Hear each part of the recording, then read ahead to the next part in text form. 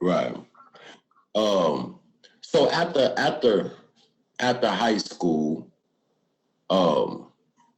you got together with about 4 gentlemen, and It was during high school. okay, during high school, but afterwards y'all dropped the Year Animosity, and that was like in 2002. Yeah, we was out End of the then. year or the end of the year? Okay, because Magic died. After Magic died, rest in peace. After Magic died, the album officially got released. 2002, the beginning. You know what I'm saying? But the album was finished in 2001. Mm-hmm. You know what I'm saying? So, yeah. Was it released at the beginning of the year or at the end of 2002? No, at the beginning of the year. At the beginning of the year? Yeah, I was in the penitentiary when it got released. Right. And what made? How did you go to the penitentiary? What got you there before the album? Because did you drop? So it dropped while you was in prison. Yeah, it dropped while I was in prison, but it was completed before I left. You know what I'm saying? So you didn't get to experience the actual the army, the people, excitement, the encore of the drop, because this is really not on the national level. Yeah. As far as in getting out there, distribution. Playas Dynasty was one of the first national known, you know what I'm saying, rap group from KILLEEN. Is that correct? That's all the way true.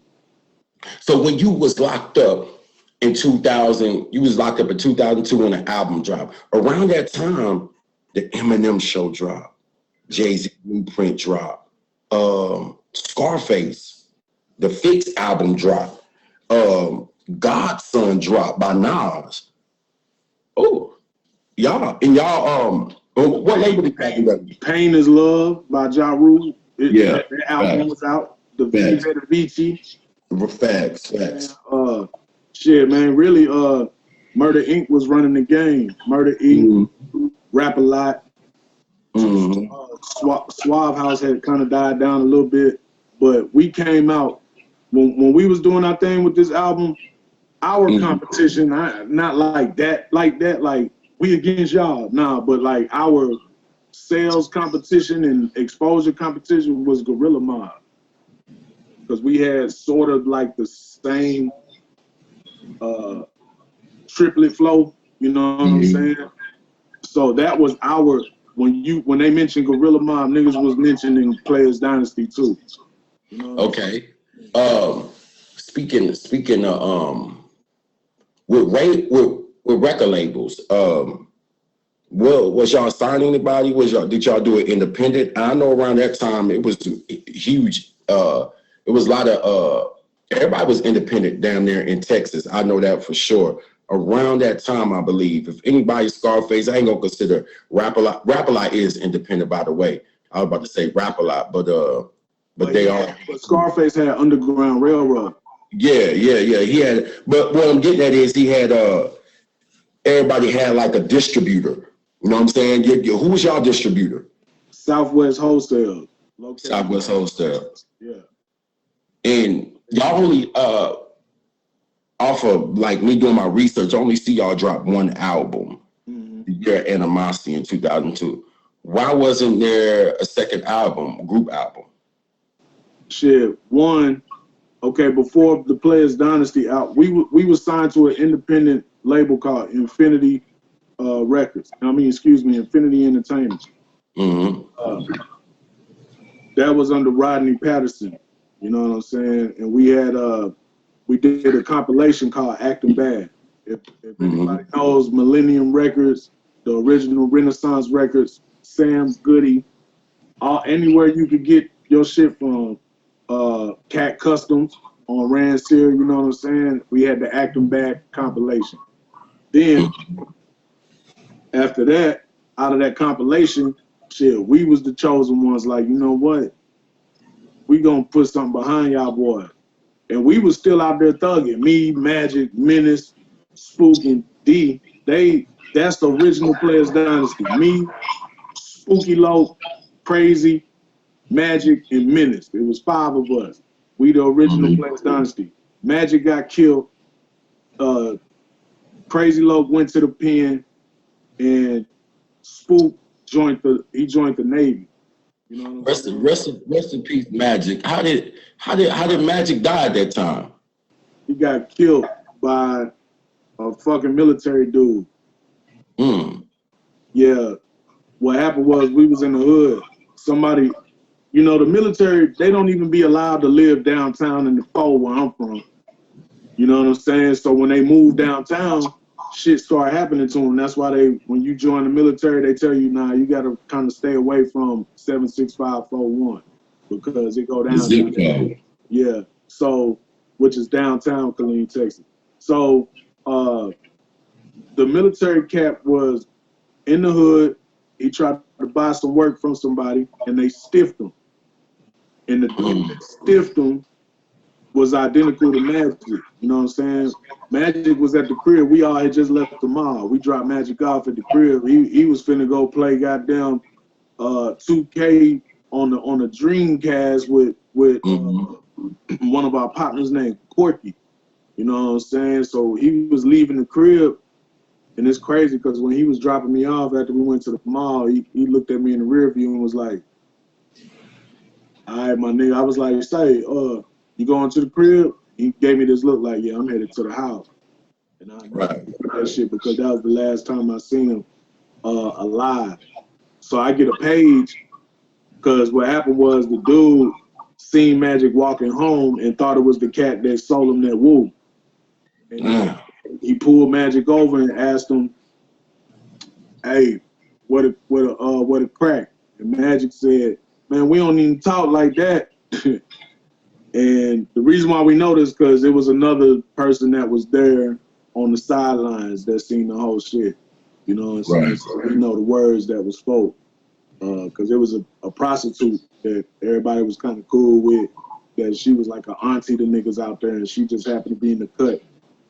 And that's some of the information that got this fool caught up. You know what I'm saying? Now he in Fort Leavenworth trying to make sure he don't get fucking butt fucked. You know what I'm saying? But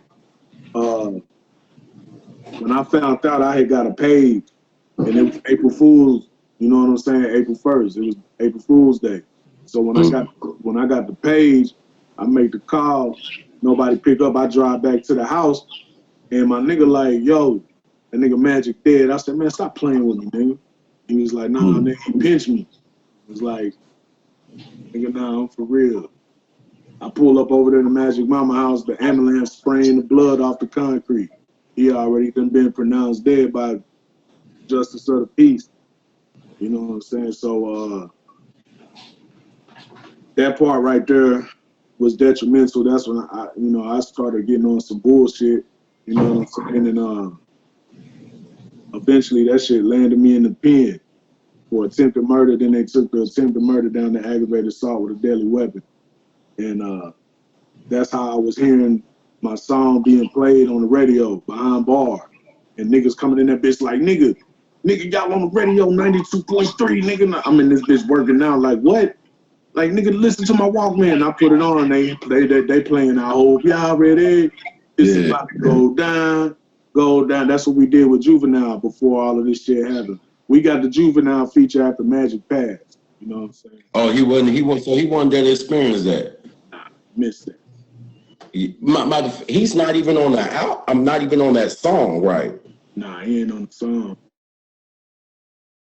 And we was trying to find some lyrics from him in the studio that would match with that song. Because that's what I was thinking, just to show him some love. You know what I'm saying? Right. Like you was able just to put a verse on their phone. You know what I'm saying? Lock him in. You know what I'm saying?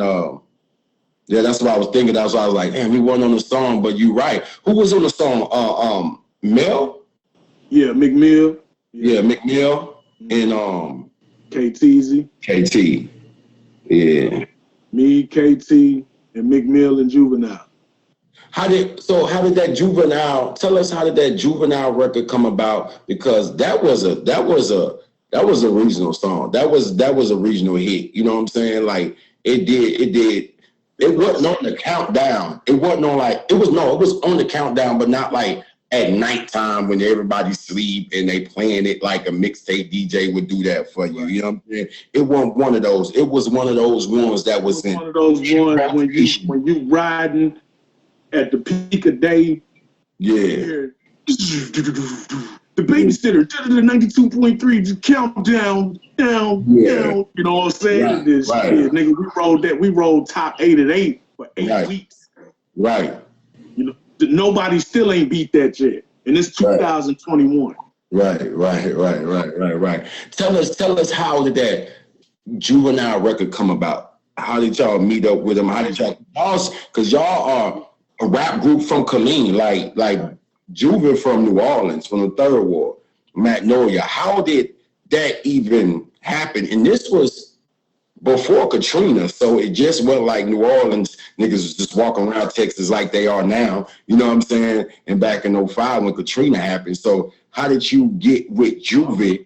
All right, so I gotta rewind a little bit to get to that real quick. All right, so first we almost when we met when Magic, we was at the trap and Magic was like, hey nigga, hey, I just met this producer, da da da da. I'm like, I'm sitting on the stoop like hitting licks like what? Whatever nigga, huh? Bring that back too. Right. That's how I was coming. And he like, nah nigga, I just met this nigga pulled up in the Lexus. You know what I'm saying? He wanna fuck with us. He heard us rapping at City Lights one night. I'm like, what? All right, man. He's supposed to be over here. Boom. So he Roddy Rod pull up. And when Roddy Rod pulled up, I'm like, nigga, where this Lexus at? Roddy Rod pulled up in a goddamn Toyota with fishing poles hanging out the back of the trunk. So I'm like, nigga, this who you was talking about? That ain't no Lexus. He was like, no, I don't know. He had a Lexus earlier, so we get to know the dude. And Rob was like, yeah, man, rap for me. So we spit something, and he was like, hey, man, I want y'all to come with me to the studio. All of that go down. Long story short, we did a performance at DJ. Right. We did a performance at DJ's, and 2 Live Crew was there. So 2 Live DJ's in KILLEEN. Yeah, DJ's is right there on Veterans and Twin Creek. Excuse me, Martin Luther King Boulevard, Twin Creek at the intersection. It's called the Laugh It Up or Twice as Funny or something like that now. Right. So they hear us perform at DJ, and they tell us after the show, come to their room. We go to their room, and Chinaman, you know, he was like, hey, spit something for me. So we spit something. It's me. You said Chinaman. Was he a real Chinese guy? You was rapping for a Chinese? Chinaman is the nigga on 2 Live Crew that be with Uncle Luke. The I didn't nigga with the chinky eyes. That's his name, Chinaman? Yeah. Oh, okay. I didn't know. All I know is Uncle Luke. You know what I'm saying? To be honest, I don't know anybody else on 2 Live Crew, the group. You know. Oh, see, I'm not familiar with him. I just know Uncle Luke, but I thought you was really spitting for a Chinaman that was Chinese. You know what I'm saying? Type shit. But go ahead. So the nigga hear us perform as me, Magic, Menace, D, Spook. We do like 2 songs a cappella, and that nigga was like, hey, who y'all signed to? Nigga Rob was like, well, they not signed yet. You know, but they riding with, he come jumping in and shit like that. You know, they with me type shit. So we looking at Rod like, man. So me, I tell him, I say, hey, no disrespect, but we don't do no booty music. And they start laughing. 2 Live Crew start laughing. They was like, what booty music? I was like, yeah, we don't do no dance, too much booty in the pants. That we don't do that type of rapping. You know what I'm saying? Like, you came at him like that? Yeah, you know what I'm saying? I had to, because I didn't know no better. I just know 2 Live Crew do booty music, you know? Right. It's worldwide, but that ain't the type of shit we do. But, I'm young. We like 16, 17, so I'm talk that shit. Right. Alvin was like, nah, we want to put some money behind you, you know what I'm saying? Da-da-da-da-da. And we was like, all right, we'll get back to you. Right. Then, when before I got locked up, we almost scored a deal with DJ Paul and Juicy J. You know what I'm saying? Right. How did that come about? How did you out of KILLEEN once again? It was in KILLEEN. Yeah, in KILLEEN. So Our tapes just started making it places because we used to record on 8-track machines and shit and recorded on the fucking Maxell 90-minute tape and passed them on out to the K and then shit. Next thing you know, Magic come telling me, nigga, we might got to deal with 3-6. Nigga, this was when they was 666. You know, so before they turned 3-6. But you know, we some shit went down with that. That didn't work out because I got locked up and shit. Once again, and then so that shit flew. That was like in the wind. Like damn, we almost had a chance to be with 3-6. You know what I'm saying? Because our styles was something like that. You know what I'm saying? So that's how we got heard with that shit. Our shit was different. Like we was in our own lane with our style. You know what I'm saying? Because you gotta understand the niggas that was in Playas Dynasty. We grew up under 3-6 Mafia, Bone Thugs and Harmony. Like, you know what I'm saying? Those type of influences, so you'll hear it in our lyrics and shit. 8-Ball, MJG. We originally wanted 8-Ball and MJG or C-Note from the Botany Boys on that shit, right? So we y'all ready? We argued about who we was gonna get on the Playas Dynasty, a feature. So we like, man, we got somebody with some cash behind us, you know what I'm saying, that was gonna pay for the feature. So we arguing like with Rod, like, nigga, we ain't doing nigga. We trying to do something with 8-Ball and MJG, nigga. We in Texas, nigga, the South, nigga. They gonna feel us. Nigga, we'll do a verse with Tila. You know what I'm saying? We trying to stay Texas connected in the South, and he bringing up features like Black Rob, you know, rest in peace. But we like, nigga, we are in Texas because you know that song there, whoa. Yeah, it was hot, then. Yeah. So we trying. They was talking about getting the feature with that, and it was like, nah, nigga, who else hot? And the nigga was like, shit, well, you know, Juvie running shit right now. And it was far-fetched, like, nigga, we ain't finna be able to do a song with nigga Cash Money, Juvenile. He like, no, we finna get it. You know what I'm saying? Right. And so that happened because C-Note, shout out to C-Note from the Botany Boy out there Cloverland, H-Town. We linked up with C-Note and D-Red and Will Lean, and C-Note hooked it up to where we can get the feature from Juvenile if we came down there during the Freaknik. You know what I'm saying? So, no, not the Freaknik. It's like some shit they used to go down and the Kappa Beach party. Gotcha. Yeah, we pull up, we drive to Houston, and we meet up with C-Note, and we see this big ass tour bus. It's Juvie shit. So, you know what I'm saying? Juvie at that time charged us $20,000 for. He gave us the beat that he was finna get a Trick Daddy. He gave us the beat, and then he said, you know what? We was just vibing on that bitch. That's when we found out he wasn't with Cash Money no more. He was like beefing with Baby at the time. Right. And he started his own shit called UTP. You know what I'm saying? So the UTP was like the shit. You know what I'm saying? And Juvie was at the top of his shit. And we get him for $20K in them time. You know, with all the shit going on right now, $20K ain't nothing like how it was back then. You know what I'm saying? Back then, $20K was the equivalent of like 100,000. You know what I'm saying? But he was charging niggas like 50K, 75K. But when he was vibing with us, he was like, yo, I got y'all, man. Look. He was like, hey, I fuck with y'all. You know what I'm saying? That's when I first met Buck. Buck was on the bus. Juvie was on the bus. From G-Unit? Yeah, Buck was there. You know what I'm saying? He was just chilling though, drinking Hennessy and shit, just chilling. And shit, fucking Juvie linked us up. We got on the, C-Note linked us up. We got on the bus. First thing Juvie said was like, because we came with a VS 2480 track machine, nigga. In KILLEEN, we the shit. But when we got on the bus, this was our introduction to Pro Tools. We didn't know what the fuck Pro Tools was until that day. And when we did the Pro Tools, the Playas Dynasty was the first ones to be going to use Pro Tools in KILLEEN. You know what I'm saying? Right. Then the game starts spreading around. But anyway, so we get on the bus. Juvie like, what say Wody? What is that? It was like, man, nigga, this the VS 2480, nigga. We got the unlimited bounce track. So he like, Juvie like, nah, man, I ain't trying to do that. He was like, cause my voice gonna be flat on there. He said, man, you know what? Come on, man, y'all come on the bus. So we get on the bus, and this nigga pushed a button, and the bus expanded and stretched out and did some Voltron shit. And then he had a studio in the back, and a full-size studio in the back. And that's what our introduction to Pro Tools. So he said, man, I got y'all.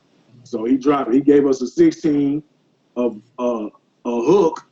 He did the verse, a hook, and gave us the beat. All of that for 20,000. That was strong. Just cause he fucked with us like that. At that time, that was recorded in 2001 or 2002. Because y'all released it in 2002. It was the end of 2K1 when we had the lyrics. Okay. That was a pivotal time for Juvenile. He just left Cash Money. You know what I'm saying? He came out with Juvie the Great, 600 Degrees. So we did the shit with him on the bus. That nigga said, hey man, y'all know how to roll up? We was like, roll up? Shit. That nigga said, y'all smoke? Hell yeah, we smoke. We start rolling ball bats. That nigga Juvie said, say man. He said, damn, how big these blunts gotta be? We was like, shit, we from Central Texas, man. We roll ball bats. He was like, personally, that's a waste of weed to me. He was like, I'm good with like a Finnegan. You know what I'm saying? Right. He was like, shit, how high y'all trying to get? You know, but Juvie was cool than the bitch, man. That nigga was like down to earth. What other features y'all had on the album? Because I believe Lil Flip was on there, right? We fought because we got the feature from Flip. And at this time, he was at his height. He was at the top. This is the way we ball was out? This is the way we ball was out? This is the way we ball. Okay, if that was out, he was doing something. Yeah, he was doing something. He was just Flip was killing the game. So we got Flip, boom. Right. You know what I'm saying? We rest in peace, Noel Castro. But he brung us up there with Rod, and we met Hump. You know, I met Hump, Lil Red. Was y'all in KILLEEN or was y'all in Houston? Okay, Houston. Yeah, we drove. We went to that botany. You know what I'm saying? And we met Hump for the first time. Humpty Hump. You know, he had a group with Flip and Red called HSE, Hustle Stacking Ends.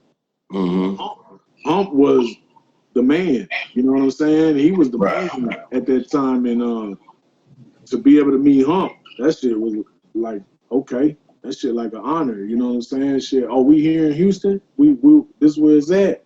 Sip and drink, pop trunk. You know what I'm saying? Okay, boom. We go in the house. Lil Flip come in that bitch and was like, "What's up, fellas?" You know what I'm saying? It's K-time. And at the time, it was kind of iffy because you know Fat Pat had just got killed. You know what I'm saying? And they allegedly was saying it was Weasel. You know, Weasel from KILLEEN. So at that time, it was kind of iffy to be like, to go to H-Town and be like, yeah, I'm from the K, you know what I'm saying? Because, you know, but when they answered the door, Lil Ron opened the door, he said, oh, y'all from the K? We was like, yeah. He was like, yeah, we was expecting y'all, come on in, man. Boom, hold up big cups of drink. Southern hospitality, it was Playas. It was like Playas. So we got the feature for Flip, Juvenile, Big T, rest in peace, the Hook King. Big T was the nigga that sung the hook on Wanna Be a Baller. Right. Baller, 20 years blade. Yeah, that's Big T. Off of LaTroy single. Yeah. We got a feature from Big T. I did some shit with Beltway 8. You know what I'm saying? Like, Playas Dynasty in the book. Who else was on the is C-Note? Was C-Note on that album? Nah, C-Note wasn't on the album. He wasn't? Okay. That's mainly all the people that was on the album, right? Yeah. Other than like local niggas that, you know, we fuck with in the K. We had a few local cats that featured on there too. Okay. So, but still no second album. Why no second album? Shit, man. It's Y'all, hold on. Well, what did y'all do? You know your numbers for that album when y'all dropped it? Man, I mean, okay, when we went through Southwest Wholesale, you know, they pressed up like, yeah, this was CD time before digital. They was pressing up. I think we got over 100,000 pressed up. Mm-hmm. And that came with posters too. You know what I'm saying? Right. Little flyers and shit too. But it didn't do what we thought it was gonna do. Now they all sold out. Like before I got locked up, I was looking online after I got out the first time when online shit started, and I'm like, yo, how the fuck they got Playas Dynasty albums sold on such and such and such and such, and what Amazon? How the fuck they got our shit going for like CDs was going for $20 at the time? I'm like, yo, what the fuck? Now I'm investigating. You know what I'm saying? Yeah. Because you go online now, you'll be lucky to find one. You know what I'm saying? But all right, so I go back to the pen. I come out, and now see Playas Dynasty was me, Magic, KT, McMill. Mm-hmm. We dropped, excuse me, The Year of Animosity, which featured Juvie and all of them, right? So Magic got killed. I went to the pen. My nigga went to the pen. Like shit just it crumbled. You know what I'm saying? But not only that, Southwest Wholesale went bankrupt. So I was in jail, and I'm telling my old lady like, "Hey man, what's up with that with that goddamn check with them royalties? Because I got paid for making the beats and being an artist on there. You know what I'm saying? So I was supposed to get paid 3 times: album sales, my royalties for beat production, and my royalties for my lyrics. You know what I'm saying? So through all the mix-ups and all that shit was faded to black, man. You know, with Southwest going bankrupt, you know, that was when Southwest Wholesale, they was out of Houston, right? Yeah, out of Houston, Texas. Okay. How did y'all get turned on the Southwest Wholesale? Like, what made y'all go there? Shit, because they was the biggest shit. They put out Destiny Child, Metallica. Yeah, you know what I'm saying? Britney Spears. You know what I'm saying? So at that time, that was the place in the southern region that you needed to get your shit distributed through. Right. You know what I'm saying? So we got a distributing deal through Southwest Wholesale. You know what I'm saying? And they put our shit everywhere in the world, you know, but then something happened and they went bankrupt. Next thing you know, shit just crumbled. It was some people that bounced back though after the shutdown, like Paul Wall and Chameleon. They was with Southwest, Trey, Gorilla Mob. It was a lot of people. You'd be surprised who all went through Southwest Wholesale. This is back when the album covers was made by Pen and Pixel, where your Rottweilers had diamond cut eyes, and everybody had Moet champagne and shit on their shit. Right, bunch of gold and everything. Yeah, diamond collar pit bulls and shit. Them type of album covers, niggas jumping out of helicopters and shit. But around that time, man, Southwest Wholesale was the place to be.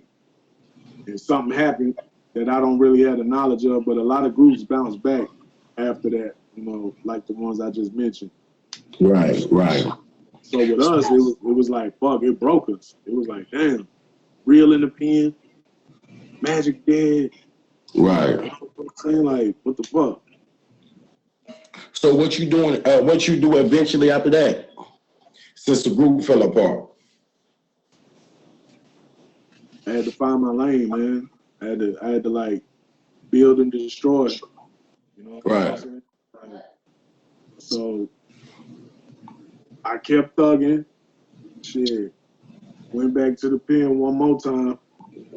But before I went back, we tried to like do some shit, but it was just shit wasn't connecting how it was supposed to connect. You know what I'm saying? Like I'm trying to see how it didn't when you, I understand personalized, but at that time, 2002, y'all was at the height of y'all career. Like y'all was up there and coming out the gate with an album. So, on a distribution that was getting pushed out, Right. You know what I'm saying? And having 3 artists that was on top charts at that time. Song getting played.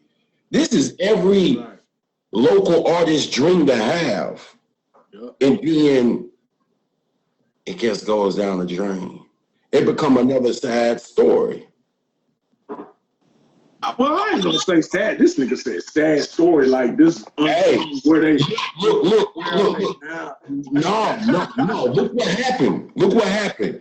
You just said it. Magic died. Right. Oh, at that time. Okay. Yeah, Magic died. Like you went to prison. Mm-hmm. And then you come home and then you see what's left of the group that wasn't at least melancholy. You know what I'm saying? Like you felt some type of way that wasn't exciting. You know what I'm saying? It turned out to be, damn near the fall of Playas Dynasty.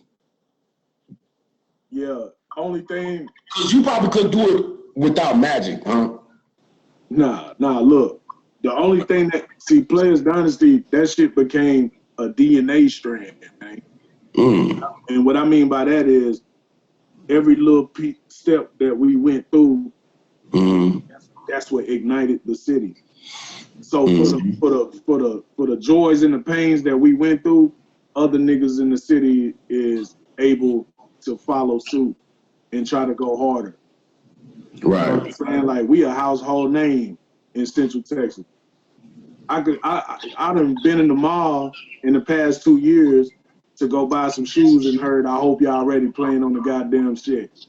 You know what I'm saying? Inside the stores and shit. You know what I'm saying? Like, this shit is like it's in the fucking DNA strand of KILLEEN, Texas. It can never be erased.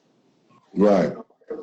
So the only thing I could do is keep going hard. Because throughout time, people change, man. So when I got locked up, I was preserved.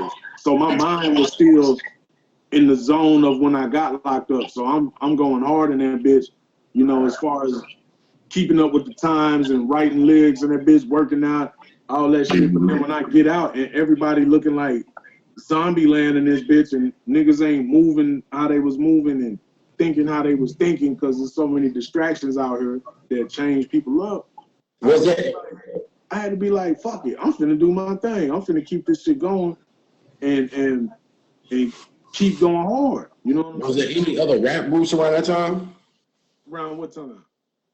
Your album dropped and yeah. All right, so after us came, man, it was just so many. But if we're talking about, because you got underground, because we consider underground, but we pushed that envelope a little further than underground. So throughout the underground, you had a lot of groups. But if you're mentioning groups that had main attraction, then you had Untamed Click, which is KFD, Cat Pop, Rob, all of them. But you also, that was my little brother and them. But then you had niggas like Green City. Green City had got a deal through Scarface.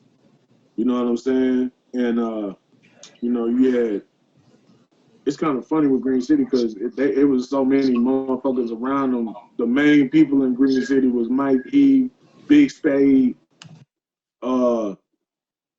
MJ, J. Scott. I think they had a cat called Young Texas.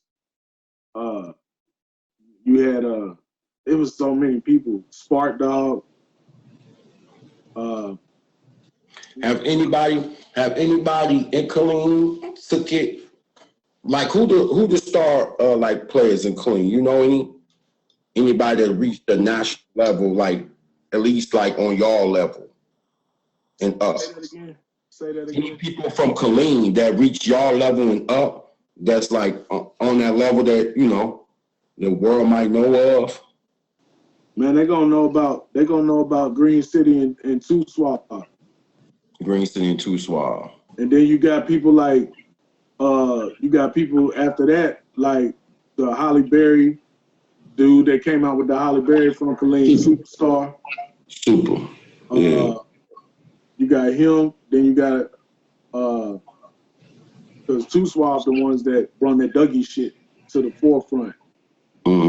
Fuck what a nigga talking about, like that's a whole nother story. You talk about, hold on, you talk about the song My Dugie song, My Dugie. Two Swab was the first. Let me tell you something. Two Swab, they the ones who did the Dougie shit, and Shauna from DTP, Shauna got on that bitch and wrecked with them. You know what I'm saying? They went to a show in Dallas, and they did the song called "Hit Her with the Dougie, Hit Her from Behind, Hit Her with the." After that, that's when you heard My Dougie, My Dougie, My Dougie. Hold on. Let's rewind real quick. So that what was the reason them going to Atlanta? Who went to Atlanta? You said they went to Atlanta, or they heard it and they did it in Atlanta where Shauna could get on it? No, Shauna came to Dallas, Texas. It was it was a show in Dallas, Texas. It was a okay, my bad. I thought I heard it was in Atlanta, but Dallas. It happened in Dallas where she came out, but she was performing. She was on the card, and there was like on the undercard, there was opening up. Okay, and she got on there like rap on the beat. Like, how did that go? Look, when they hit the hit it with the Dougie, because they did it to her beat. When they popped her top. So they did it to her beat. So there was no original song that was out first, like with the original beat, or they just rapped it on her beat. Okay. And she came out that bitch on stage with him. That's what solidified the Dougie. Because they did that song, hit her with the Dougie on the Shauna beat. Do you know which beat it was? Which was it? It was that boom, boom, boom, boom, boom. Getting some head. I forgot the name of the song. Getting some head. Getting some head. Yeah.